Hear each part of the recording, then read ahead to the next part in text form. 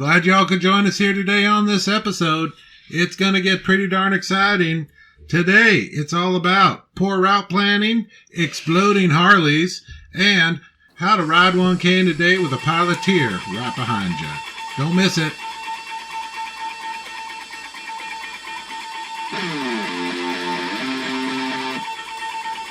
Welcome to the American Roadrunner Podcast. Glad you could join us for this episode.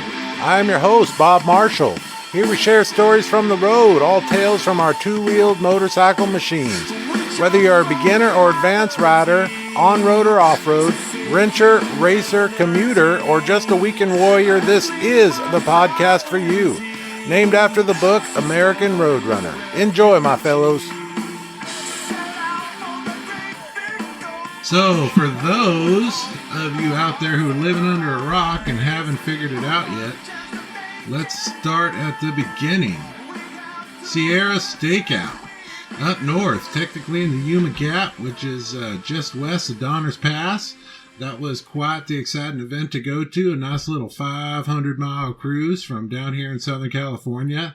Today in studio to assist me in explaining to you the goods, bads, and uglies of said... Annette, how the hell are you? I'm good. How are you, Bob? Busy day. Lots of excitement, you know, the usual. The huge. Sierra Stakeout. Let me start at the beginning. We had this great plan on how to get there and how to get home. But we changed our plan, and here's what happened. I think we left Riverside here at 8:30? No, I think it was like 7:30. Oh, 7:30? 7:30. I think it was a little behind schedule regardless. We were supposed to leave at 7. So we got excited, headed up to the 5, hit traffic, to the 210. 210 traffic. Yeah, to the 5. So then we thought we'd jump on the 99. However, a big rig had overturned. So the freeway stopped at the 99 and 5 cutoff. The split, yeah. At the split, yeah. So there we are, a mile from the actual exit for the 5 on the 99, totally stopped in traffic because this, was it a tanker or was it a cargo truck? It was a cargo. Yeah. This cargo big rig had decided to turn itself over in oncoming traffic, and everything and everyone had stopped. It got a little exciting. We ended up just turning around. And I told you not to. I said to stay in line. Not turn around? Oh, right. Because once we turned around and started jumping on the 5 with everyone else, we had to off-road for a minute to jump on the 5. The 99 started to move. Listen to women. We're always right. Apparently. Yes. Yes. Needless to say, this slowed us down quite a bit. So it just goes to show you it's okay to just sit and idle and wait a minute. Man, then we had to follow traffic. There was so much effing traffic trying to get back onto the 99. Yeah, we should have just went with the original route, 395. Right. But I wanted to get there fast, and it probably wasn't a good choice because I was still kind of freaking out on the 210 traffic split stuff because of my prior incident. The incident. You're talking about the time we got to stop traffic on the 91 freeway a few weeks ago. Yeah, when I went down. So I think going on the 210 in rush hour traffic, it really, I was having anxiety. Yeah. I was kind of freaking out. I told you when we stopped. I didn't like it. But, had to push through it. I didn't like it, but I did it, but I didn't. But it was a good thing. I got through it, but it was all day traffic. Yeah. The 5 at the 80 and then the 80 but I'm over it now. Well, because we got to Sacramento at 5, 6 o'clock. Yes. I mean, it was just the absolute wrong time. It was such the wrong time. Just a crap ton of traffic. I would really bet there's 500 miles of road up to Yuma Gap from Riverside here. I would bet we spent 100 miles splitting traffic.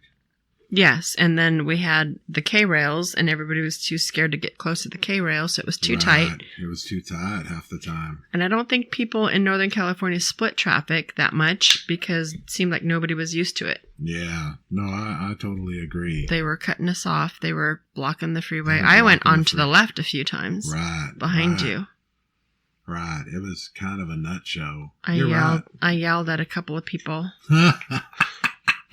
Did you? I won't say what I said, but yeah. Nice. They had their windows down, and I told them how I felt. Well, you and I were both pretty wide. I was on my dad's old man bagger, and you were on your Street glide. Your street glide of usual gorgeous. What do you call that? Burnt whiskey color? I think it's tequila sunset, Tequila, or I don't know what it is. I need to find out what color that is. Yeah. Because today I cleaned it and buffed out some scratches from, I won't name who, and I need to find out the color. I thought about that today. Scratches from what? Oh, from laying the bike on its side? No. Oh. From you. Oh, the one time I at tapped Kernville. Right. And in your backyard against the trailer. It's amazing how much damage a KZ1000 can do to a Harley just by touching it. You didn't. Well, the first time. This is great. But the second time you did it when you backed into the trailer. Oh, that's right. Oh, I tapped the trailer. Holy heck. What a sensitive machine. It does really well, though. You got a good, 80+ thousand miles on that thing now, right? I have 80,000, like 700 miles I looked at today. Well, I give you credit with all the traffic we split trying to get up to Umagat to the Sierra Stakeout because you had those chairs that you brought that were sideways. And I just laughed. My pops used to do that all the time, and he'd split through traffic and just have a really good time with it. But I always carried the chair straight up and down, not left and right. You know, you were 4 feet wide, if not more. I packed my bag today for Dream Roll. Yeah. And I packed all of my camping gear in the big black bag. Nice. And I didn't take the 4-foot chair. I took that little orange camping chair. Okay. I mean, I'm going to be on the road for 14, 15, 16, 17 days. Mm-hmm. I'm camping 2 nights. I'm going to be carrying my camping gear for 17 days for 2 nights. It's pretty exciting, too. I think you've explained it before, but when you and I are both camping together, the gear setup's a little different. Like when we were in the Sierra Stakeout, we brought that really big tent. I've got this really monster tent. It's probably 12 feet by 10 feet or something is a footprint. And then it's 5.5 feet inside. I mean, I could stand up if I put my head down. But it still packs down pretty small. So I was pretty impressed with taking the big tent. We took that. We took a blow-up mattress. We took the full. 2 sleeping bag? Or 2, I think 1 sleeping bag. 1 sleeping bag. 1 sleeping bag and blankets. The mixing blankets. That's right.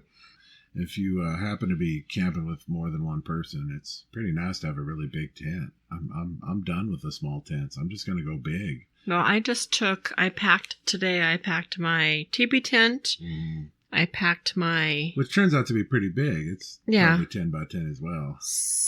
My single twin air mattress. Mm. I packed my table. I packed my chair. The table. Oh, the foldable table. The foldable table. I'm thinking like a big card table. I packed my small chair. Right. I packed the air pump, my pillow, my ice chest, my stakes, my hammer, my flashlight, my map book, and some gifts for my friend Robin, all in the big black bag.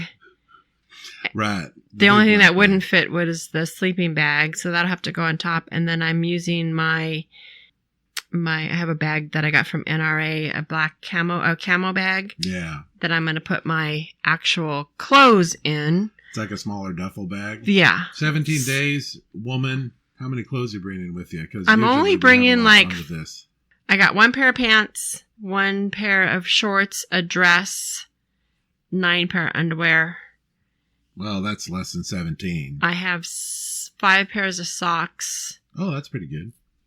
Pajamas, flip-flops, tennis shoes, a bathing suit, a jacket, 3 tank tops, 3 t-shirts, actual taking riding pants this time that I got from Mitch. Nice. At MotoFam. Yeah. And tell us about the riding pants. I don't know. I haven't used them yet.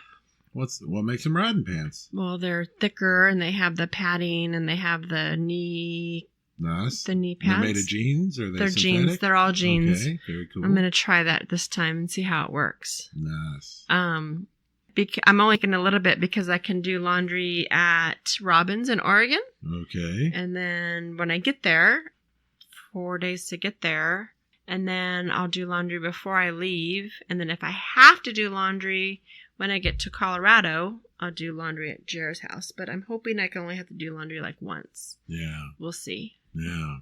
But I have enough chonies to get me through. How big's the duffel bag? 3 feet long. That's pretty wide. 3 feet. Tubular, about 10 or 12 inches. Yeah. It's Right. really small, but I'm going to try to do it. 12 This inches is is small. This is the... I'm trying to learn to pack light. That's trying. pretty good. But I have a washer and dryer at the other end, so I'm okay with that. Oh, you didn't bring the washer and dryer with you, Harley. You probably packed it. It probably worked just fine. No, that's the kitchen sink. Ah, the kitchen sink. Yes. Tell us about your cooler, because I think everywhere we go, let me just step back. Everywhere we go, everybody wants to use Annette's cooler, admire Annette's cooler, touch Annette's cooler, look inside Annette's cooler. Everyone gets excited about the cooler. The only thing inside the cooler is beer and creamer for my coffee. Yeah, and That's some it. ice. Oh, ice, of course, but yeah, Robin gave me that cooler. Right. It's- It is a soft breakdown type with a seal on the top. And it probably works out to 2 feet tall. 3 feet tall. 3 feet tall. And I didn't know this till today, but when I rolled it up to pack it, it has an air. You could blow air onto it to make it more inflatable. I did not know that till that's today. great. I'm like, oh, that's kind of nice. So it has like a separate valve on the Yeah, side. it has a Oh. separate valve. Did you notice that? Did you ever see it? Yeah. Honestly, I never have any reason to go in the cooler. I just To get think me it's- beer. Well, I think it's funny everywhere we go. Everybody wants to admire your cooler. Well, yeah, when I left Blacktop Ramble that Yeah. next Sunday morning we were leaving, there was all kinds of beers in there from the girls throwing their beer. So I came home with 5 different types of beers. Nice. Unfortunately, one of them popped in my saddlebag, but Uh, in fact, Kelsey, I owe you a couple beers. I have your beers. sorry, Kelsey. That's great. Well, definitely a cool cooler to keep with you. I know everywhere we go, as soon as we get there, she's like, well, I need ice and I need beer. And she unrolls this cooler and then straps it on top of everything. And off we go a few more miles to the destination usually. To get my beer. And everybody's like, what is that? Is that a cooler? What? Yeah, it's a good one. What are It you is a using good for a one. pump now too? I think you changed pumps for the air mattress. I did. I bought the one that plugs into the cigarette lighter. Right. Because I used to carry the one with the batteries, and the batteries were 4 double Ds. The That's big what she ones. Or said. Ds. Ds? Double Ds. You're D. I don't know. okay. Anyways, 4 of the heavy batteries. Right. And I can't, that's too heavy. It really is. Yeah. So It now works it's the out same together. size unit, Yeah. but it just plugs in to my Very cigarette cool. lighter. Very cool. And then once everybody hears it, they come running. Right. They They want wanna you to use blow it. up their air mattress. Yep. You're pretty popular at the campsites. Oh, yeah? Yeah. Mother hen. No. That's right. The Sierra Steakout was awesome. We ended up hanging out an extra day, actually. Yeah. We just kind of hung out swimming, and we hung out with Dump Truck, actually. It was kind of like the Oregon run. Yeah. Got to pack up my shit, and then I didn't leave, and I unpacked it and did camp. Nice. That's right. We ended up recamping. Oh, and then Dump Truck was like off in the sticks, so I got to learn how. Us girls at Babes Ride Out do it. Yeah, you just like one grabs the front of the tent, one grabs the back. Oh, he left a sleeping bag in there, so we walked Yeah, he by a left few some people, stuff. and everyone's like, "Is that Dump Truck's tent? Is Dump Truck in the tent?" Because the tent was dragging a little on the ground. And we ended up walking a good 100 yards with it, though, to move it. Yeah, that's what we do at Girls Ride Out.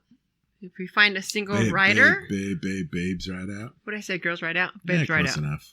Yeah. If we see a single rider, we'll bring her over to our camp and we just carry their stuff over. It was classic. Now you know our secret. The ride home. Nice little ride down 395.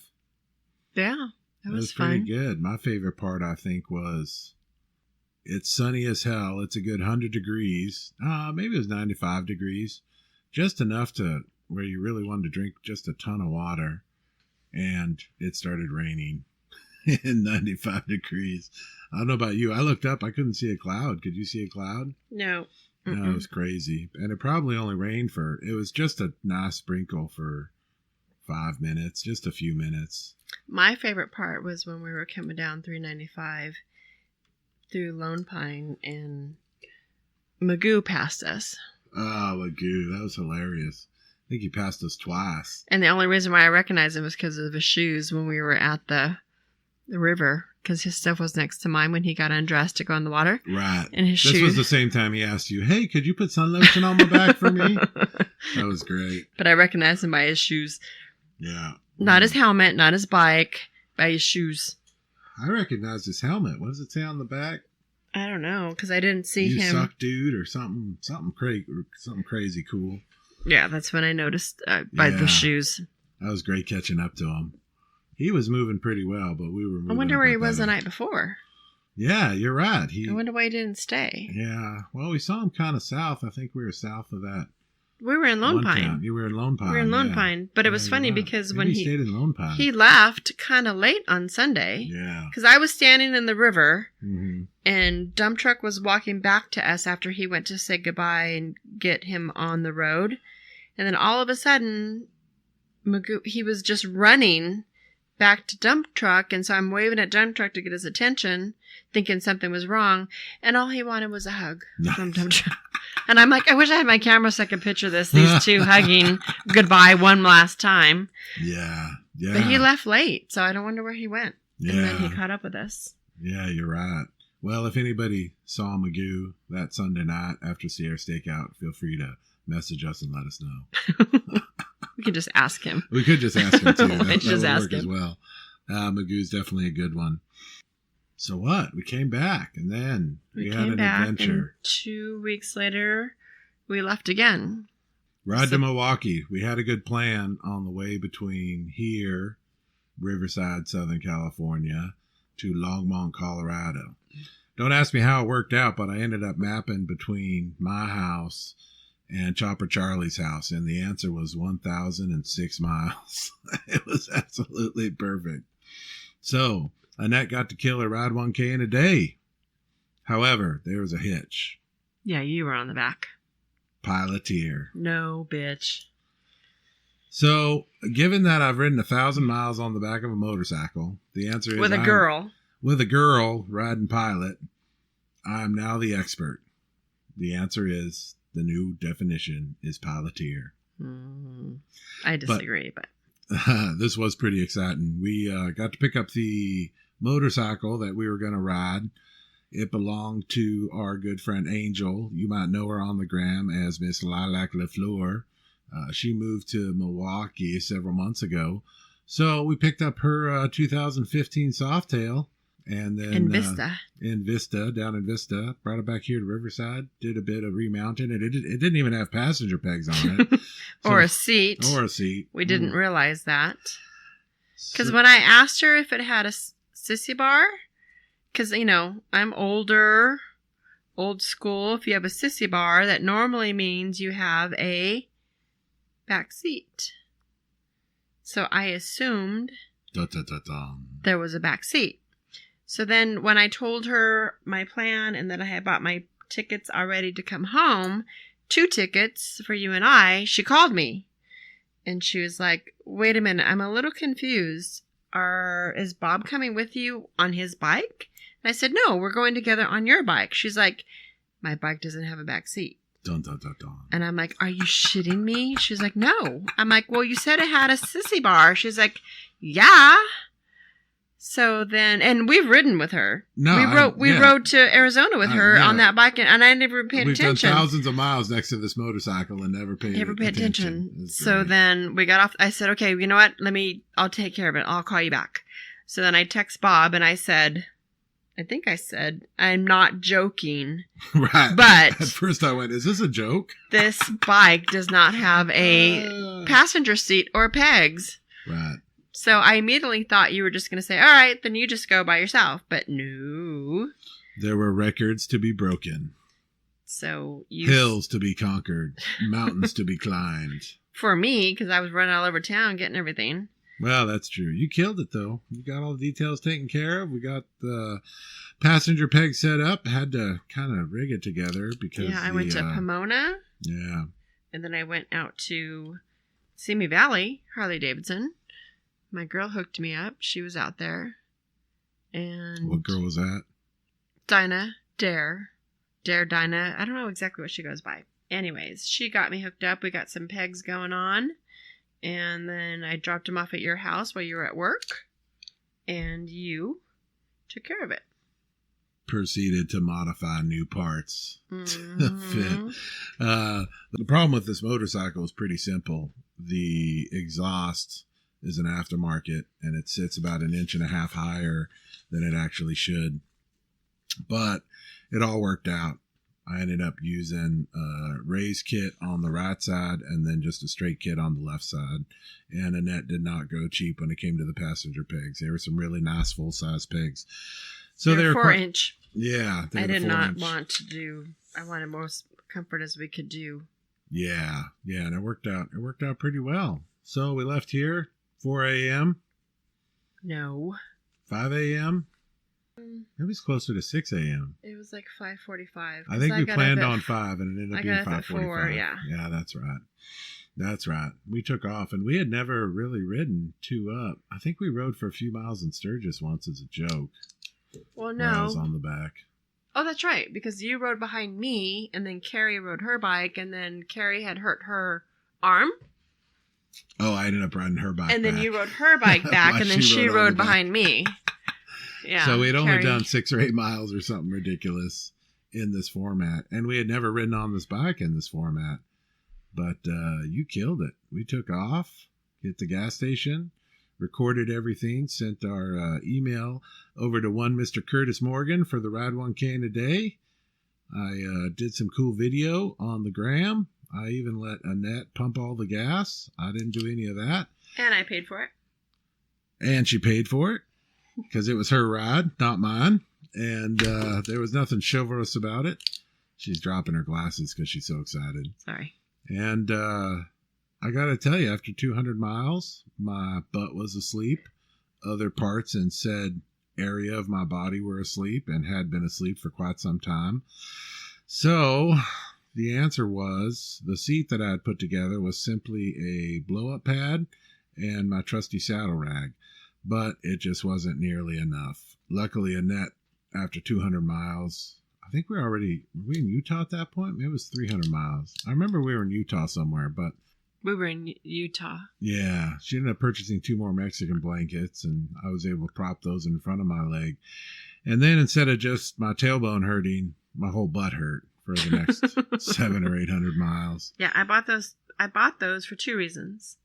For me, because I figured I wouldn't have a seat the next 1,000 miles. Yeah. And then I figured once we got to Angel's, because she's new and young, newly there in her little apartment, that she wouldn't have blankets. They really saved my ass. What was your total time? 1,000 miles. Bob Marshall on the back trying not to whine like a little child. 17 hours. 17 hours and 14 minutes or something like that? Yeah, it was pretty good. Yeah, but you slowed me down. I had to use the bathroom once. Once? Yeah. More than once. I had to put on a rain gear once, right before the Rockies. It had just rained. Actually, we got kind of lucky in that because when we went through the Rockies, it wasn't raining hard, but it had just rained hard. But, yeah, that's why I slowed down, because I had, after I went down, I had second thoughts about even doing the run with you on the back. Yeah. Because, you always think it's going to happen to the other guy and not you. So then when I did go down, I thought, I don't want to be responsible. I've had girls on the back with me before. Sure. And they're awfully small girls compared to you. I'm not very small. So I had some second thoughts. So I had to really think about if I wanted to do it. And then I said, you know what? I need to do it. Conquer your fears, because you can't live in fear. When we got to the Rockies, it had rained. It was getting dark. Major construction. And then all I saw was, animal crossing signs in big, bold letters. Right. Lit up. I slowed way down. Yeah. I just couldn't. I was not comfortable taking any chances. Well, the top of Vail there, you're right. It's not a joke. And it really takes a while to get there. I think if you haven't ever ridden through the Rockies and you're from California, it can be a little disappointing. It's not as exciting as, I don't know, I think Donner's Pass is more exciting than the Rockies myself. It takes a while to get to the summit there in Vail. And then you come down. So it slowly winds up and then slowly winds down. There's nothing too major up and down. But regardless, she killed it. And then we ended up at Charlie's house, which was great. It was great to hang out with Charlie and Kayla. God bless them. Because we finished late at night at that point. It was midnight or after midnight. I don't know. It was 11:30 when we finally pulled into their house. Oh, okay. So it was nice to sleep in. I was happy when we got there and there was Frida waiting for me. Oh, right. Their dog. Yeah. Their dog. Yeah, I have a she's picture good of her. one. I'm so happy. I look at it all the time. I need to post it. Yeah, But she's a good one. She's a good dog. I want to steal her. Yeah, I had her dog hair all over me for several days after. I was covered in dog hair in Milwaukee and there was no dog around. It was still from Frida. No, it was pretty nice. So we hung out there for a day, slept in. Did I get a chance to show you? I think I showed you. So the chonies that I was wearing on this particular ride. You did the other night. Yeah, actually wore a hole where my tailbone is. That's how worn out these poor things was. I'm happy to report everything in that area has healed. Had to put some balm on it, had to put some ice on it. And that was funny because as soon as we finished, we walk into Charlie and Kayla's house and they're like, here, have a seat. And I think I took half a seat and I'm like, nope. And I put my head down on the couch instead, like freaking Mork. I could no longer sit on my poor butt. And then we're sitting. Yeah. You did real well though. You didn't mention any issues with your backside and you were just naked on the seat. No, you can't. You just have to. I'm kind of different when it comes to that. I just kind of, when I know I have to do something, I just do it. Yeah. And then once I get to my final destination, then everything loosens up and I'm hurting and sore. Because I've never done 1,000 before. Right. But I've done 850 twice. I've done 850 on my Sportster, 850 on my Street Glide, and 750 on my Street Glide. Straight through. Never done 1,000, but same concept. You just have to just concentrate and just get to where you got to go and then deal with the pain. But the next day, I agree. I had my heat on. I had my tense machines on. Right. You were all wired up. I was all wired up, loosening my muscles. Well, and those were all rules we paid attention to. There were no back rubs. There were no front rubs. There were no other type of rubs on the ride. There was nothing. She even pumped the gas by herself. I just hung out in the back with some snacks, my coffee, smoked cigarettes, listen to music, listen to a book. I tried not to move too much. You're moving every 5 minutes or 10 minutes. Oh, that's true. Yeah, I'd position left cheek, right cheek, left cheek, right cheek. But we had a system. You would tell me when you were going to move. Yeah, give you a little tap. Here I go.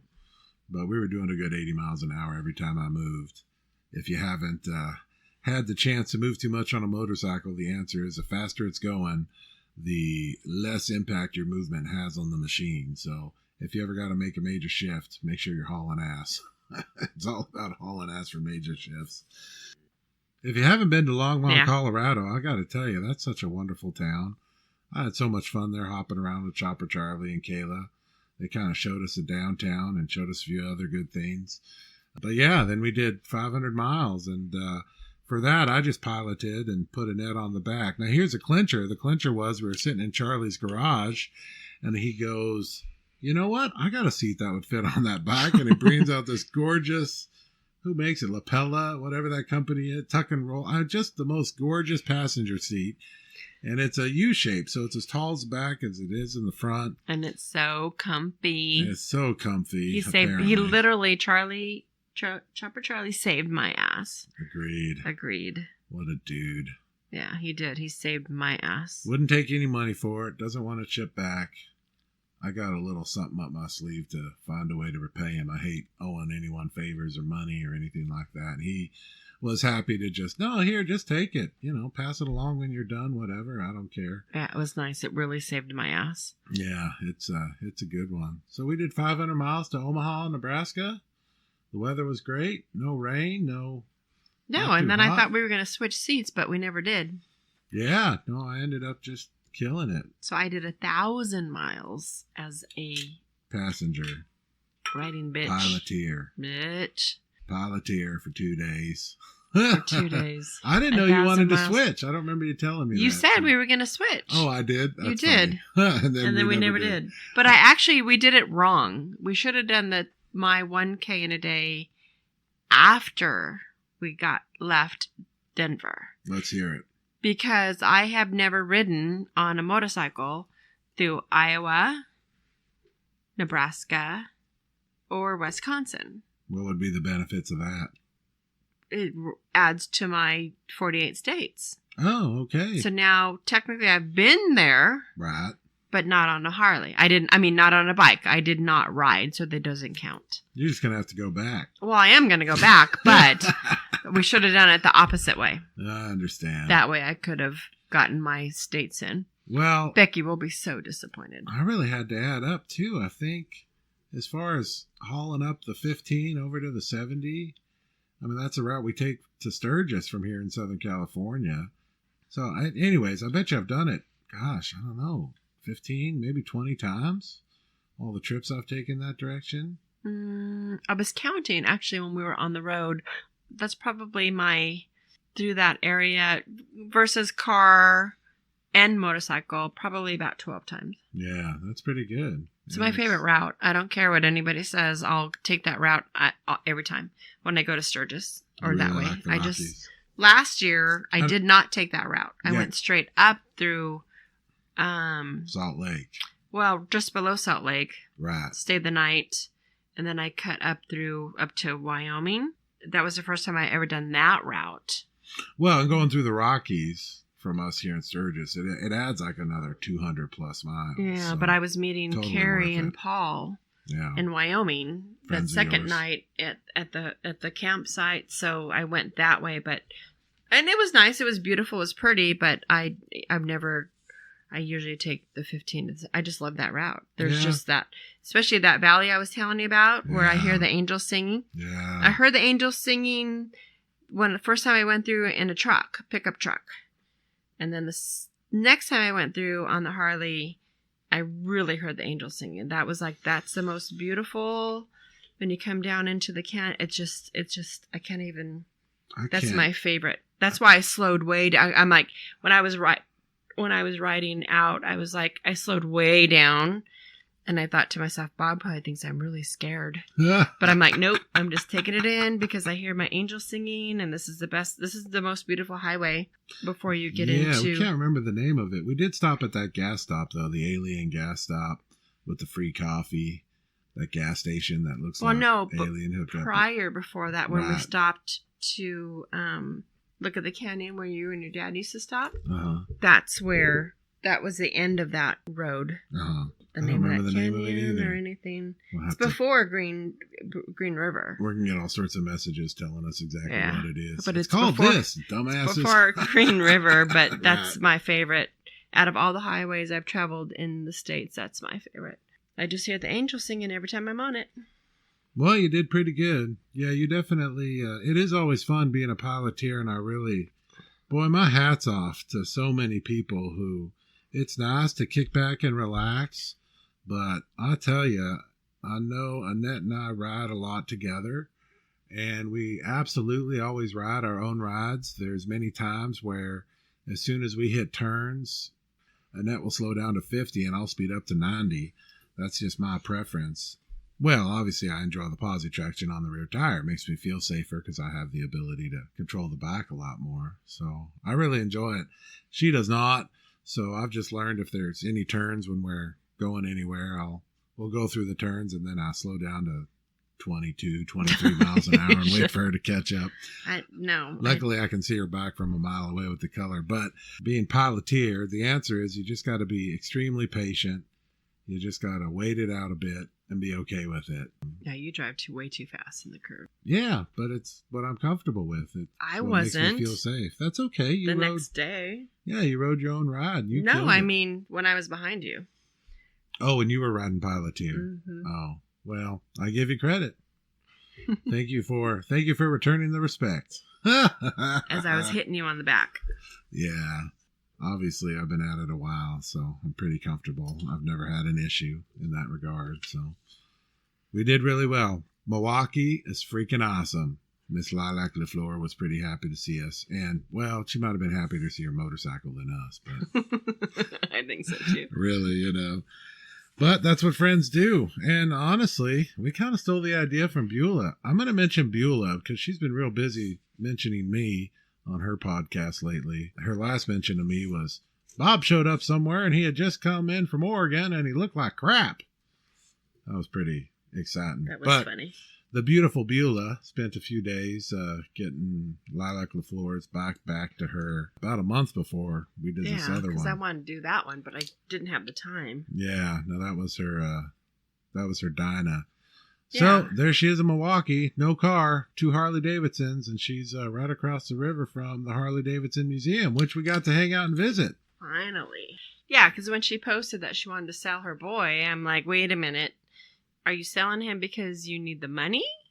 Or are you selling him because he's not with you? Right. I said, because if you're selling him because he's not with you, then I'll bring him to you. Nice. But you have to wait like a month until I'm available. Right. And so she was all for that. So that worked out really well. It did work out really well. Yeah, it did. It was quite the adventure. Yeah, it was. I really, really liked Milwaukee. I wanted to go back. Yeah. Well, we got to hang out with Milwaukee Mike, too. Oh, that's right. One Mr. Michael Johnston, good buddy of mine. Well, really good friends with my best friend F-Bomb. Boy, he really gave us the tour. I mean, we got to see the shed. Really the shed and really good restaurant. Yeah, Mike's a contributor to Cycle Source, so he had the magazine a week before everyone else, which was great because I was able to open up the magazine and see that article that Chopper Charlie wrote about a wide 1K in a day race. So. Oh, when you lost? The one that I lost, if everyone hasn't heard yet, the one where Charlie spanked my ass about it. That was a great article. If you happen to be listening right now, the answer is feel free to go check out chopcult.com. They might have a really good article on the race as well, written by one Mr. Bob Marshall. Which would be you. Which would be me. Regardless, it's good times. I don't know. What was Milwaukee? 3 days of eating cheese curds and drinking beer. I mean, it was nuts. I was drinking the beer. All we did was walk. Yeah, check we got out there. Harley. When did we get there? Oh, the day of the week? We got there Tuesday. I don't remember. Tuesday, yeah. Tuesday night, so we were there Wednesday, Thursday, and Friday. Yeah, so three days. Cheese curds. Cheese curds. Sausages. Yeah. I still have tons of cheese left. Yeah, there's a bit of beer involved as well. Lots of beer, lots of sausage. Yeah. Lots of shopping. I really enjoyed the shed. I'm going to talk about that for a minute. That was a cool concept. We don't even understand it here in Southern California because we all have our own garages. But when you live somewhere where it gets blistering cold, I mean, just colder than cold, like Milwaukee, everything's really overbuilt in that city. It's absolutely beautiful. So they got a large building. Mike has a building there that's probably 4,000 or 5,000 square feet, and everybody rents a few hundred square feet. And so I think there's 13 or 14 people in there, and they all get together and pay for everything that way. It's pretty darn exciting. I wish we had similar concepts here. I guess we do with shops that you can rent or shops that you can rent area from, but he had been at this for quite a while, so it was really darn exciting to see. Yes, it's called The Shed, kind of a members-only club. But boy, when we showed up, there was, I don't know, a handful of cool guys that we got to hang out with and enjoy. So, and I got to drink Ham's beer. Something called Ham's beer. That's my grandfather used to drink that years ago. Oh, that's funny. Yeah, I've never heard of funny. it. You never heard of it? No. Really? How do you spell it? Ham. I think it's 2 M's. Okay. But yeah, it was pretty fun. In fact, I took a picture of the beer and sent it to my cousin, so he'd remember my grandfather drinking that stuff. Nice. What was your favorite part of the Harley Museum? The tanks. Oh, yeah, the whole I loved wall all of the tanks. tanks. Yeah. That was my favorite part. Well, my favorite part was when we went up to this floor where they're busy building everything, and they've just got racks and stacks of bikes preserved, and the one sitting up front was Annette's bike, same color and everything. I'm like, it's just sitting I got there. this great picture of her against this cage door looking at. I'm like, it should be right. Somebody should be riding that thing. Motorcycles are really made to be ridden. I don't know. They've got them They back probably stuck. move them around, I'm sure. Yeah. Yeah, but that was I sad. doubt they have oil and gas in them, though. It was sad. I'm like, that should be right. That should be riding. Somebody should be riding that one. Yeah. The bridges, too, are really cool in that town. As soon as we pulled up, that one was hydraulic. We had to sit. It's kind of like us sitting and waiting for a train here in Southern California, only instead of the bridge lifting on either side, the bridge came up in the middle. Yeah, that was strange. Yeah, it was on like 4 hydraulic rams that just, man, that was really strange. And I think that was just it was for a boat, a ship. That was some type of tour ship or something. We never did I need to research that still because I don't understand because we have the lake on the other side. Yeah. Yeah. And then you have the city and then you have a river running through the city. So do they connect? Oh, yeah, I'm sure. It's a water source off of. I need to research that because I wanted to look at that when we got home. Yeah. And I forgot about it now, but they got very strange. So much clean water there. I just can't believe it's more populated. There is a bar on every corner, too. I think we did a little bit of bar hopping with, who was that, Valerie? Is that her name? Oh, yeah. Anyways, one of her friends, Lilac's been really good at organizing some women there lately. Yeah, I'm really very, very, in fact, she's inspired me on that situation. She's gotten, well, first she met all these girls and she met Val and then she pretty much is kind of taken over or helping organize the Milwaukee Litas. Yeah. And she's getting all these young chicks to basically get off the back of their guys' choppers. There's nothing wrong with riding Piloteer, Annette. Yes, there is. Anyways. So she got some of these young girls taking classes and doing their thing, and she's posting all this stuff that the Milwaukee Litas are doing. Yeah. Monday night, well, every night in the summer is a bike night in Milwaukee, which I love. Well, they've got a short riding season. So I know, exactly, but I'm loving it. I'm like, I like that idea. And then she does a Sunday brunch ride every Sunday with the Milwaukees. And then she kind of does a spotlight on the girls for the Milwaukee Litas. Right. And she introduces each girl once a week. I just love it. I think that's good. And we need to do that here. We need to do that with the Litas Inland Empire. And when Becky gets back from her trip and I get back from my trip, we're going to sit down and take care of that. Good. And get some ideas. So I'll be hitting up Angel and getting some ideas on that. But yeah, I just love what she's doing. I mean, she's younger and she's getting the younger girls in, but I just love it. I think it's a good idea. I agree. They've got a lot of great riding related things in that town. Yeah, they do. I mean, I know their season on every corner. Season's short, but they take advantage of it. They definitely take advantage of it. It was a bit of a culture shock. As far as what? Well, how much they enjoy taking advantage of their season. Oh, yeah, we're kind of spoiled in that. Well, we are, and I worked up in the Northwoods of Wisconsin when I was a teenager on a Christmas tree farm. Christmas trees and ginseng. 1 season or 2 seasons? 2 seasons, yeah. And, I went down to Madison a few times, but I had never They never told me how cool Milwaukee was, so I'm pretty excited. I mean, I thought Portland was cool. Man, Milwaukee was just 10 steps above. Everything's so well built. I have to as well. disagree there. Oh, yeah? I'm a Portland girl. They do have the bookstore in Portland. No, they have McMenamins. Oh, McMenamin. Yeah, where my cousin works. I'm going there in, let me see, what's today? Today's Wednesday, Thursday, Friday, Saturday, Sunday, Monday. I'll be there Monday. Nice. Hitting McMenamins. But yeah, I'm a Portland girl, but I'm kind of, it's closer to us, so I go there more often. Yeah, that's true. Well, say hi to my cousin when you're there. Mm. Tell her I said sup. Mm. Then we had another new adventure. We got to ride on an airplane together to come home. Oh, God. Yes, that was an adventure. Hey, everything's an adventure. You never heard me complain so much in all your life, huh? God. Jeez Louise. You're welcome. Thank you. Don't travel on a plane with Bob Marshall. I only complained a few times. It's true. And you ate all my dinner. I ate all your dinner. Oh, you're hilarious. I didn't know it was yours. I just thought it was dinner. I'm kidding. That was great. No, we shared it. Yeah, it was really good. Had a good time. We were able to come home. I tell you what, we'll step forward a minute. Your dad just got back from Bonneville. Yeah, and he brought me salt. Did he? How exciting. I still have a few pounds myself, too. What happens if my dogs eat that salt? Well, they're going to have a high sodium intake. That's what's going to happen. I forgot to clean it up today. Anyway, so I was walking by the truck, and I looked down. I thought it was snow.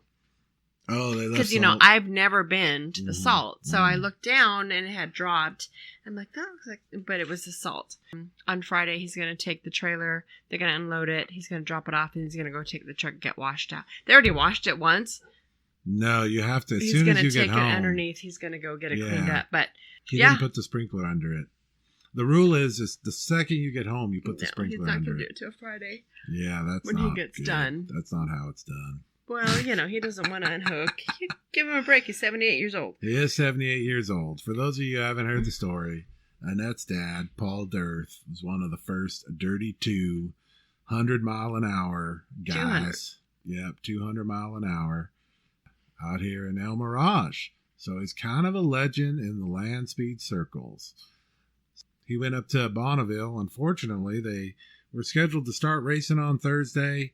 They did not because they got a bit of rain. They actually didn't start racing till yesterday, Tuesday.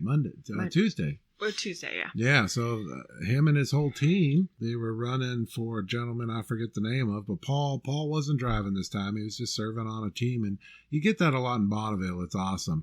It's awesome to see the old veterans just out there, and they know how it all works, and they know how it all does.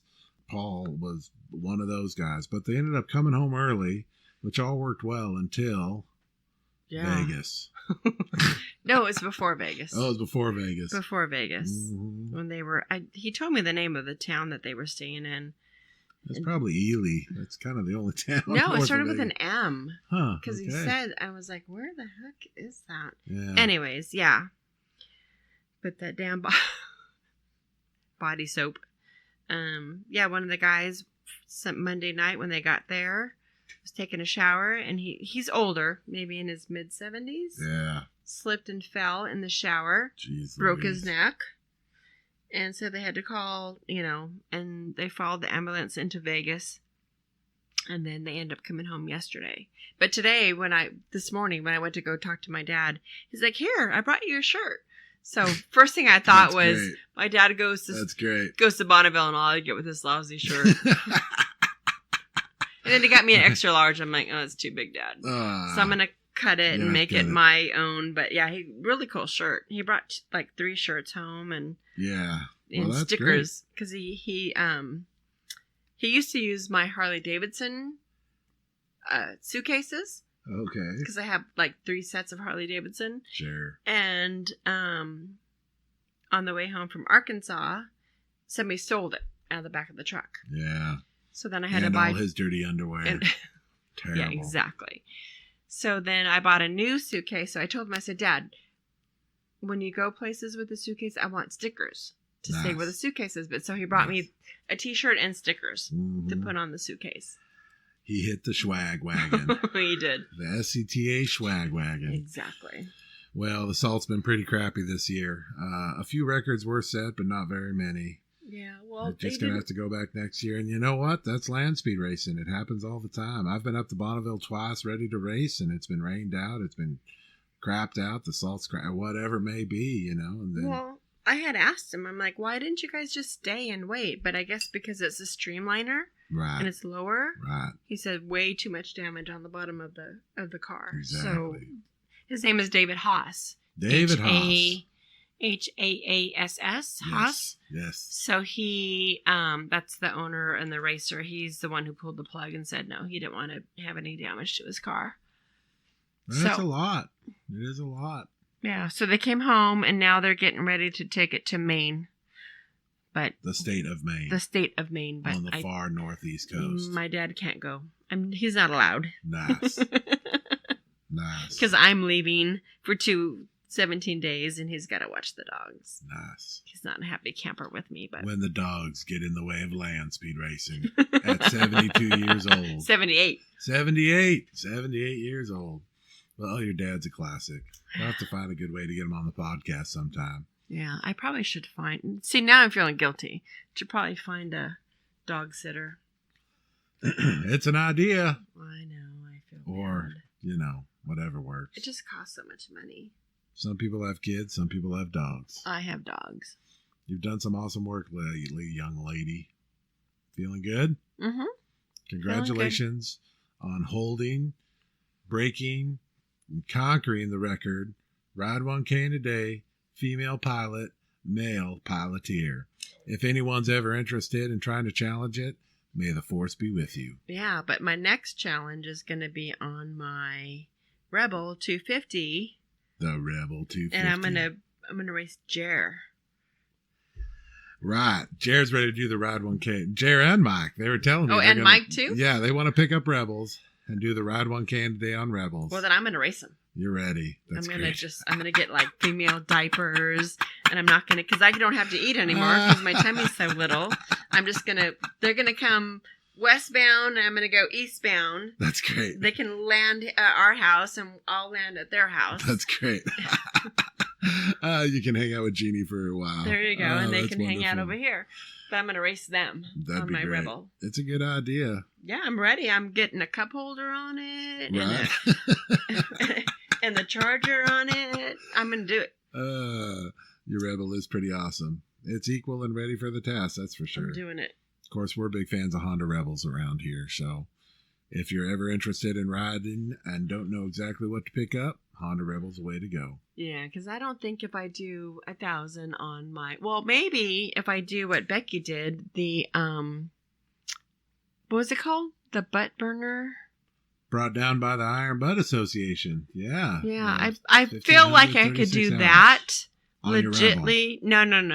On my bike. On your bike. But I don't feel comfortable. I don't think it's fair to do the 1K in a day on my bike on the Street Glide because, come on. I have cruise control. I have a cup holder. I have, different pegs. I can go 200 miles without stopping. Yeah. Yeah. I don't feel like it's fair. So, but I would definitely do the butt burner on my bike. I think that would be more fair. 1,500 miles as fast as I could get. Yeah. I might do that, but I'll do the 1K in a day on the Rebel. And I'll race Jer. We did forget to mention all the fun and excitement we had with your bike when we were up at Sierra Stakeout. Oh, gosh. It worked out pretty well. I give you credit. There was a bit of clinking and clanking in her primary, and she goes, she just stopped in the middle of nowhere, and she goes, I need you to hear this. Yeah. Well, I don't, I wasn't looking at my phone while riding my motorcycle, but she stopped in the middle of nowhere on the road, so I just stopped and pulled over and waited for her, and she eventually caught up to me, and she just goes, here, check out this clinking and clanking. So I take the bike half a mile down the road, and sure enough, it's quite obvious, the compensating bolt or something's loose in the primary. At first, I thought it was just an attachment bolt. A lot of those on the older ones, they would safety wire them shut, and on the newer models, they don't. So I've seen them come loose. So I said, well, let's take it back to the campsite. I'll lay the bike on its side and rip into it. We got a few tools. And then we're at a gas station talking about I don't remember where we were. We were west of Donna's Pass there, some great little town. And Annette goes, I just looked at my phone. There's a Harley dealership 33 miles that way. Okay. So we showed up to this Harley dealership. And it was kind of strange because they started talking to me and asking me all the questions. And I just pointed to Annette. So we had to get through that whole thing. No, this isn't masculinity. My bike. Yeah. This isn't my bike. She knows everything about it. I give Annette a lot of credit because she's real good at making sure I don't have to touch her Harley. She kind of takes care of all that herself. Although I've touched it a few times, obviously. But just the cup holder. Yeah, cup holder. Radio. The wire. Important stuff. Yeah, right. But it took an hour or so, but this kid was able to rip into it and just say some guys who had done some work a few weeks earlier didn't tighten. Right, and that's kind of why I didn't want you to touch it. I'm like, you know what? If we touch it, Pomona might say, well, you know, Pomona Harley Davidson. Yeah, they might say, sure. You know, and they screwed up. And I've been going to them forever, and this is the first issue I've ever had where they screwed up. So I just thought it'd be best to go to the Harley shop, which took away from my river time, which I was not happy about. But we made up for it the next day. Stayed the extra day. Yeah. That was great. Just you, me, Dump Truck, and Magoo hanging out in the river for hours and hours. I think Dump Truck and I solved all the world's problems, that's for sure. It worked out pretty well. Yeah, but it's just, that kind of sucked. But it happens. It's happened to me a few times on the road. So I spent about good 6 hours in Amarillo in 2014. Yeah. Yeah. That's about my only real breakdown was Amarillo. That's pretty good. Yeah, I don't think you've ever had to. Yeah, and that was and the only reason why that happened was because I had so much rain from Tucumcari to Amarillo. It just poured on us the whole way, and they described it as I drowned my brain to my computer. That brain wasn't having it. So when I left the next morning, my bike was like, nope. Yeah. Luckily, it was heading to the dealership, so it cost us about 6 hours, but we ended up making it to Oklahoma City later that night. That's pretty good. Yeah, I didn't really. I mean, it kind of screwed us up a little bit, but not too much. So Annette's heading up to Dream Roll. I'm going to meet her in Durango. We're going to be hanging out at Jer's house. It's going to be very exciting. Yeah. Stay clicked in. That'll probably be what the next podcast is about. All the excitement stories from the road. Annette, thanks for being here today with us. Thanks for having me. Yeah. You're so gracious.